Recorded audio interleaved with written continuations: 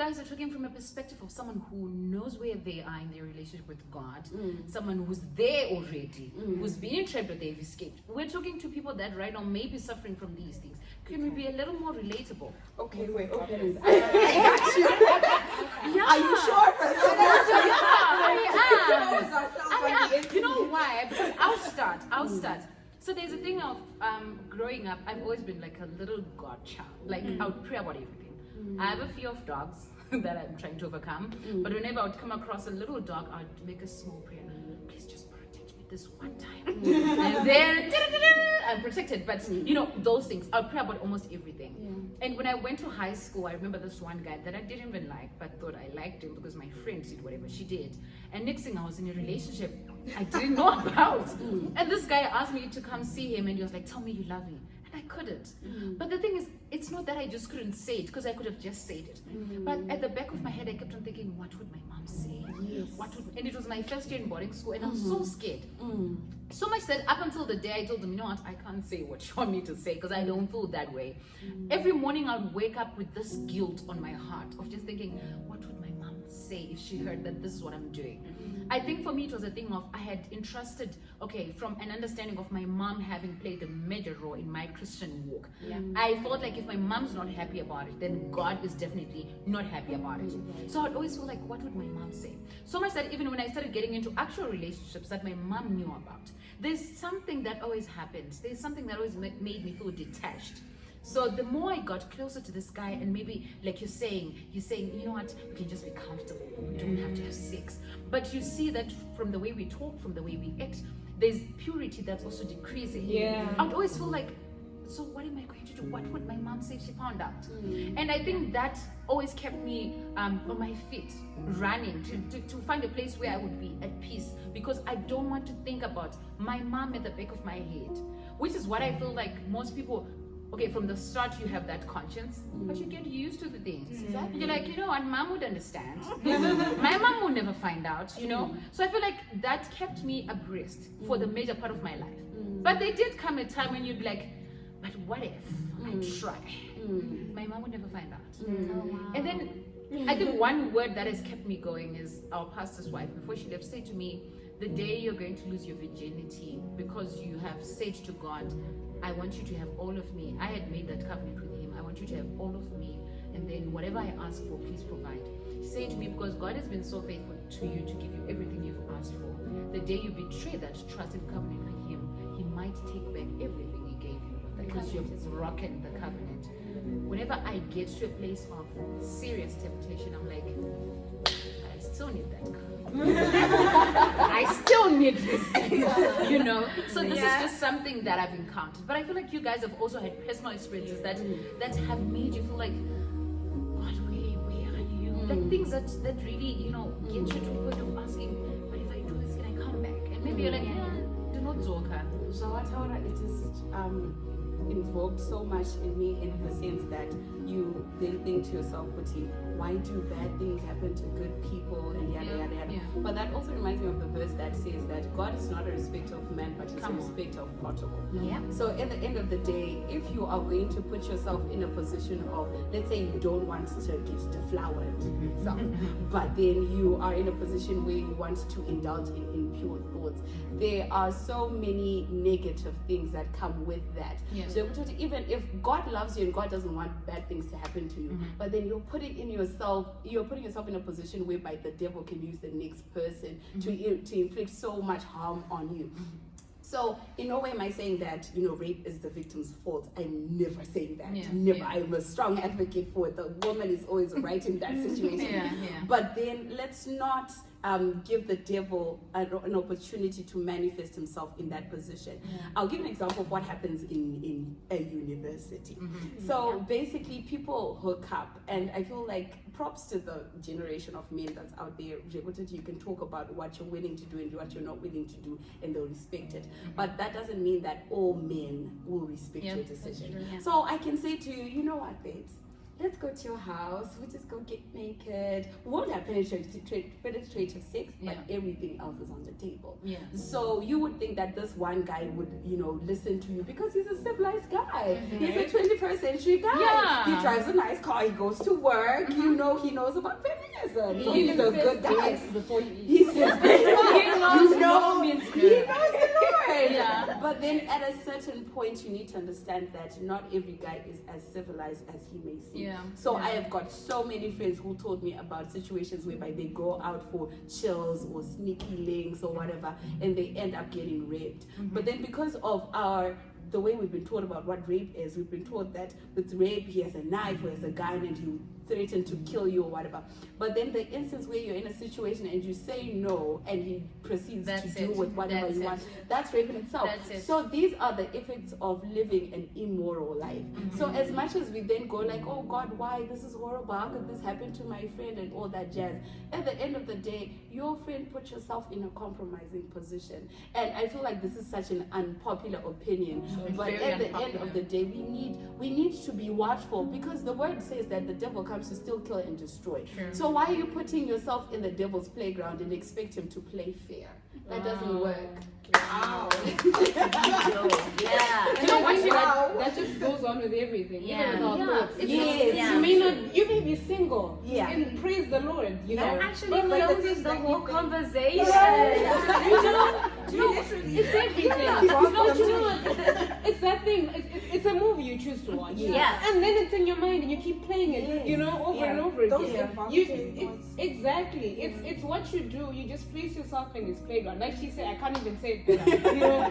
You place yourself in his playground and you think that it's just a movie. I mean, there's no guy here, right? But you mess it up completely. Honestly, you put yourself in a compromise From your mind. Do you know what? Yeah. Okay. Yeah. Speaking from experience, I find also that especially with your thoughts, it's a slippery slope. It starts from I like a guy, I see him, I want to think about him all the time. But the thoughts, after a few weeks, the thoughts kind of take a different turn. Yeah. And then I start thinking about him in a different way. Never been And there. then a while later, Never been there. and it's like you don't notice the change until you get to a point of no return where you're like, how did I get here? How do I keep coming back to this point?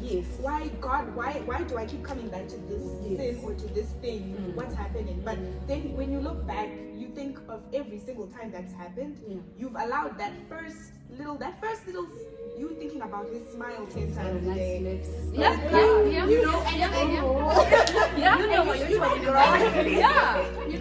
when you start liking a guy, the first thing you do, you start imagining all these scenarios like, oh my gosh, what would he be like on a date? What would he be like with kids? Well, we just think way too much about these things. So I think that's kind of where it starts, and it's about limiting your. I've learned personally, because she asked for personal experience. I've learned to limit my thoughts. Even if I like you, I'm gonna make sure force. I don't think about things before I go to bed. You know that thing you do when you kind of make scenarios before you. I think nothing before I go to bed. My thoughts are blank because I know now that the devil does not play games. The devil wants me, and it's like I also remind myself that God doesn't want to deprive me of nice things. All these things that I'm thinking, oh, I want them, but I can't have them now. God doesn't hate me. God doesn't want me to live a miserable life. If something is not happening now, or if I don't have it now, it's for a good reason. And there's no way that I could have something good that isn't in His will. It's not good. So even those little thoughts, it feels nice, butterflies will lead you to other things. That's true. Little butterfly babies. That's you know what? I was actually thinking when Moza was talking about how people get date raped. I also feel very, touched about this whole topic, because I have a number of people that have come to me and said, you know what, Rejoice, this happened to me. We agreed that we're not going to have sex. So we do everything else that's outside of sex, just not the act itself. But the advice I've often given to them is you should report him. Whatever he did was wrong, which is the right thing to do. But today you just brought a different light to it to say, I went there knowing I went there knowing.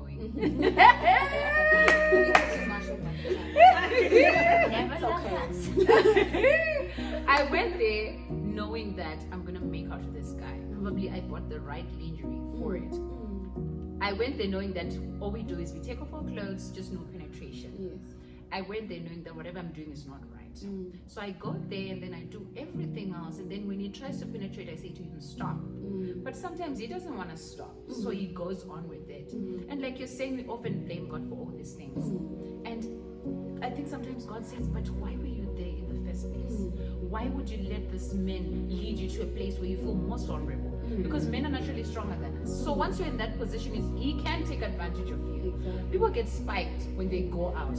I was reading this thread on Instagram a few weeks ago where ladies were pinpointing this guy who apparently puts pills in their drinks and then takes people wherever. They always wake up the next morning and they don't remember anything. And I feel like women, sometimes we put ourselves in these compromising situations. And in as much as we want to say, but God, where would you leave me? I feel like before you leave your house, there's always an instinct that says, don't do it. But I think we also love to do it because we are that adrenaline of, so what's gonna happen? What if I stop here? You know what it is? Yeah. The romantic movies that we watch. We want to be like the characters in those movies. Those movies had trained us to view God, love, and sex in a certain way. So that's low key. We love Jesus, but low key we want to be like those people. We want to be like Keeping Up with the Kardashians or whatever people are watching these days. We somehow emulate those people, not up front, but there's something about them that we want. We want to live their lives, so we allow ourselves to be in this situation. So when you have a situation where a guy is asking you to be in this kind of scenario that's like the movies you watch, that's like the content you consume, you kind of like want to do that because you're already conditioned to sort of like that sort of thing, that idea of romance. That's what we see all around. But it's so sad. It's so sad because I feel like I was saying with the guys, it's always us, the women, who then say, he used me, they took advantage of me, and all these things. And I feel like we can do better. We can protect ourselves from people that we know. Like we might say, you should know before, okay, if you're in it or before you get into it, that this is not what I want to do. Maybe it's time for me to go. Or if even your friends, where friends will be like, we'll just go for the night, but people are getting paid to bring along girls that older men will come and take advantage of during the night. And you're probably drunk. You don't know anything that's happening. You wake up the next morning, you feel used. But you can just say no.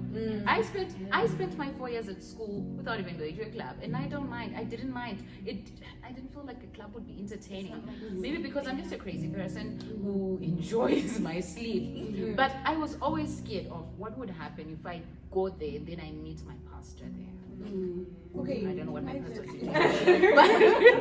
Also, we need to be realistic, guys. That, like, even me looking at myself, what you're describing, that's not the easiest way You should to have been go my about friend in life. Because unfortunately, even God knows that we're not perfect, and I feel like we're also speaking to real people, and I don't want anyone to feel like we're trying to make them feel guilty for the mistakes that they've made. And also, I want to ask something before I forget. Wait, I feel like we also take advantage of the fact that God knows we're not perfect so much that we don't even try to be holy, as the word says. No, I mean in the context of this conversation, Okay. in what we're sharing as well, I feel like maybe someone who's watching might feel like if something has recently happened to someone, is that really going to help someone step in or terms take of them? that? So our topic is talking on purity and virginity, right? So in terms of virginity especially, I lost my virginity when I was very young. I think I was 6 and I got raped. So after getting raped, I marvel at myself even to this day because I didn't tell anyone till I think I told my mom when I was 17. That's when I told my mother, and at that point when I got raped, I didn't know that it was raped. I only found out, remember BTV? There was a time when they were talking about HIV and AIDS. So it was about this street child who got lured into a car by a rich man with candy, and then he raped him. And then when I watched it, I was like, that's what happened to me. Oh, it's rape? It's a bad thing? Oh, okay, cool. But because I'm a pastor's daughter, I convinced myself that I'm not going to tell anyone because he'll want to go to the courts and all that. And I don't want that because I forgive him. So I forgave a grown man when I was 6 years old because I felt like I was giving him life because he had kids and a wife. So I was like, no, I am giving his children and his wife a husband and a dad. This is my Christian duty. So basically, going back to what you were saying, I think we need to understand that virginity and purity, although they walk hand in hand, the fact that you're not a virgin anymore does not mean that you cannot be pure anymore. And I think a lot of times people are like, okay, I'm not a virgin anymore. This thing happened to me, or I slept with my boyfriend when I was first year. God's grace is renewed each morning. So because of that, you can live in the realization of who God is and start today. Going back to the topic, I think as much as you've done all these bad things or you've been living this unpure life, the fact that you're still alive today means that God is not done with you yet. So at the end of the day, I think the purpose of this video is to stop people in their tracks and go like, hey, purity is not just a matter of being a virgin. Purity, like you said, it's a state of mind. So we want to bring people, we want to go like, yo, come back to Christ because this way that you've been living is not the way. And I feel like if I had gotten this conversation when I was in first year, I would have made so many decisions differently. But at the same time, I regret nothing because if I hadn't gone through what I had gone through, I wouldn't be able to share what I've gone through.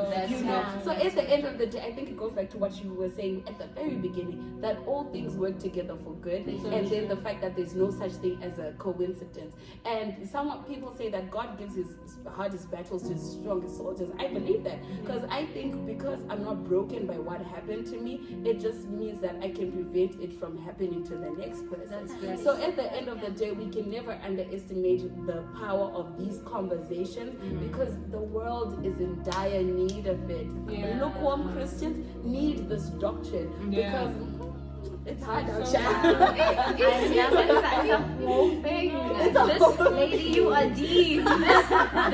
This is an uncommon truth. And you know what? I love that you said it because you have an experience that's different from mine. You have experienced something traumatic and you can say this. Because if I say it, someone will say to me, what do you know? What experience do you have? The thing is, I always say, I don't know if I say this to you or Vimbai or Amanda, but I always say, I feel like Christians don't even want to be corrected. They'll be like, you're judging me. You think you're perfect. You think you're holy. But back to what I was saying, what I was trying to say when Terry was, I've forgotten, but anyway, what I was trying to say to Terry was that my choosing not to go to the club for 4 years is because, remember, even in high school, I couldn't have a boyfriend because I was thinking, what about my mom? This thing did not stop then. Even when I got to university, I was staying a lot, but I would still say, what would my mom think? What if I go there and meet someone else? It was fear, but in essence, it kind of protected me from so many things because I then realized that there's not much out there anyway. And there are so many bad decisions that we make based on the friends that we have. Thank God I had a good friend in uni. And we would be in the room together, so I wouldn't feel like I'm missing out. Of course, I would see people coming in looking all bougie and going out, but I didn't feel like I'm losing much. And I didn't mind that because I made a decision. I wasn't perfect. I was suffering from so many things. But there was one thing that I say to myself, I don't want to do. And because university boys always say, there's like a gold rush when first year students come in and they want to, all the things that and I say to myself, I will never lose my virginity on the bunk bed that my father is paying. No thanks, no please. They don't even have the audacity to take you to a nice place. At least fly me to Victoria Falls, please. And to me, it was the little things. This is taking a turn. It was the little things because I'm like, my father's paying for this bed. You want to come to my room and use me? Okay, not use me. And take my room. And to me that really hurt a lot. And because there are things that we don't want to face, but it's the truth. You really can say no to your friends. You really can choose the right friends. You really can be with the sage, be boring Christian friends, but they will also remind you that, hey friend, you're going a little, That is so true. I like what you're saying. That is so true. I like what you were saying. See my thoughts.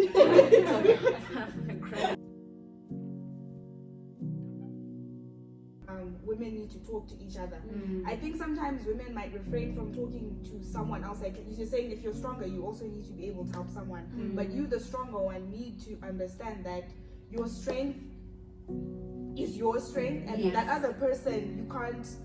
They might not feel comfortable coming to you because of your strength, because they feel like you don't even understand. You also need to remember where you came from. You came from somewhere. Don't be the first person to cast the stone when you know where God pulled you out of. That miry, that nasty place God pulled you out of. You know.